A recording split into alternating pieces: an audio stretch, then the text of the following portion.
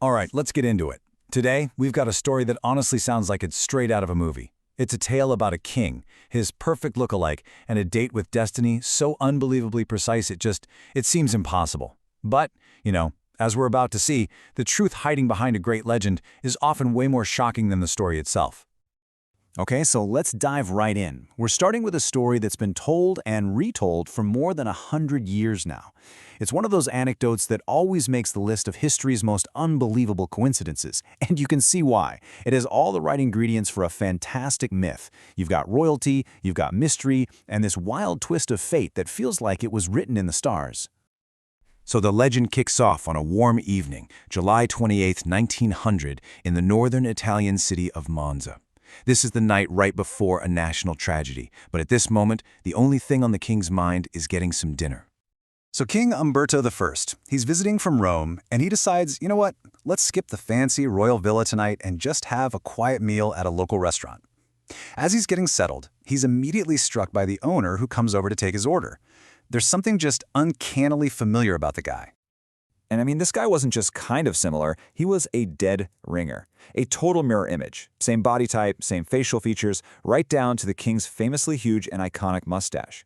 The king is totally intrigued, so he starts up a conversation, and this is where the story goes from just being a little strange to being genuinely unbelievable. As they start talking, the parallels just keep piling up, one after another. So get this, the restaurant owner's name, also Umberto. They were born in the same town, Turin, on the exact same day. March 14th, 1844. Both of them had married a woman named Margherita. Both had a son named Vittorio. And then, the final jaw-dropping kicker, the restaurateur opened his restaurant on the very same day King Umberto had his coronation. It's just wild. The king is so blown away by his double that he invites him to a royal event the very next day. But, well, that meeting was never going to happen. On the morning of July 29th, word gets to the king that his doppelganger was just killed in what people were calling an accidental shooting. Umberto, deeply unsettled, apparently remarked on the tragic, fateful symmetry of their lives. And this is the climax of the whole legend. Just hours after learning his double had died by a gunshot, King Umberto was at a public gymnastics competition. As he's greeting the crowd, an assassin steps out, fires his revolver, and the king falls dead. Fate, it seemed, had just closed the loop. It's an incredible story, right? I mean, a perfect tale of cosmic irony. But it's almost too perfect, isn't it? It kind of makes you wonder, what if fate had absolutely nothing to do with it? Let's peel back the layers and take a look at the actual historical record. To really get what happened that day, we have to understand the man at the center of it all. This was King Umberto I, the second king of a newly unified but, let's just say, deeply fractured Italy. And his time on the throne was anything but peaceful. Umberto was a pretty conservative, authoritarian kind of monarch who came to power back in 1878. And you can see his life was just defined by conflict, both abroad and right at home. He pushed this aggressive colonial expansion in Africa, which ended in a totally disastrous defeat in Ethiopia. And by the time he died in 1900, he'd already survived two completely separate attempts on his life by anarchists. This was not a universally loved guy. While the royalists had a nickname for him, Umberto the Good, mostly because he'd visit the sites of floods and earthquakes, that really wasn't the majority view.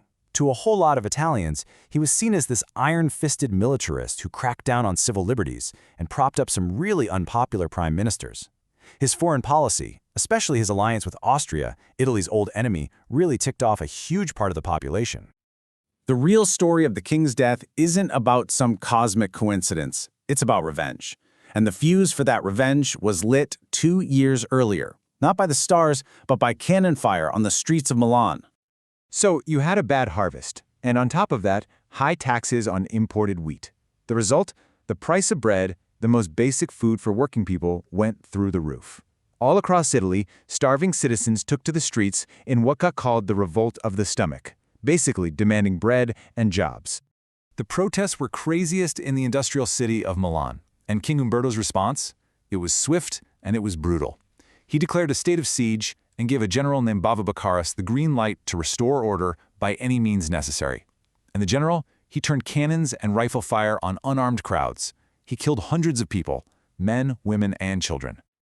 Now this is the part that really lit the fuse. Instead of, expressing some regret or maybe launching an investigation into the massacre, King Umberto publicly congratulated General Bava Bakaris for his service. He gave the man responsible for it all one of the kingdom's highest honors. For radicals and anarchists all over the world, this wasn't just repression, it was the king putting his stamp of approval on murder. News of the massacre and the king's medal for the general, it traveled all the way across the Atlantic. It reached an Italian immigrant, a silk weaver living in Paterson, New Jersey. And for this one man, the king's action was basically a call to arms. His name was Gaetano Bresci. He was a deeply committed anarchist, and he believed in this idea called propaganda by the deed. The thinking was that a single, dramatic, violent act could be way more powerful than any pamphlet or speech. It could avenge a great injustice and hopefully inspire other people to rise up against the state. And make no mistake, this was not some spontaneous act of rage. Bresci planned his mission down to the last detail. He bought a revolver, he took money from the newspaper he helped start, and then he sailed all the way back to Italy with one single, deadly purpose: to kill the king. He even got to Monza 2 days early to carefully track the monarch's schedule. After he fired the fatal shots and was captured, Bresci's own words really laid out his motive, plain and simple. For him, this wasn't personal. He said he wasn't killing a man named Umberto. He was attacking the institution of the monarchy, the entire system of oppression that he believed the king represented. Okay, so let's circle all the way back to where we started, that incredible story of the king and his doppelganger destined to die on the same day. Now that we know the real gritty facts of the assassination, how well does that legend actually hold up to scrutiny? Well, when you actually go looking for the evidence, the whole perfect story it completely falls apart. The tale of the double doesn't even show up in writing until 36 years after the assassination. And more importantly, there are no official records, no death certificate, no police report of a restaurant owner named Umberto dying in Monza on that day. The truth is, it really just seems to be a powerful urban legend, a myth that probably started with a casual resemblance and just got embellished over the decades into this supernatural tale. So in the end, we're left with two competing stories. The legend gives us this tidy, mysterious tale of fate and synchronicity. But the reality, it's way messier and frankly a lot more troubling. It's a story of cause and effect, where state-sponsored violence led directly to a calculated act of political revenge. The legend of King Umberto's double is a fantastic story. It's memorable, it's neat, and it doesn't require any tough moral judgments. But the true story, the one about the massacre in Milan and the Avenger from Paterson, New Jersey, that's the one that actually explains why history happened the way it did. And it kind of forces us to ask which version we prefer, and what that says about how we choose to remember the past. Thanks for joining this explainer.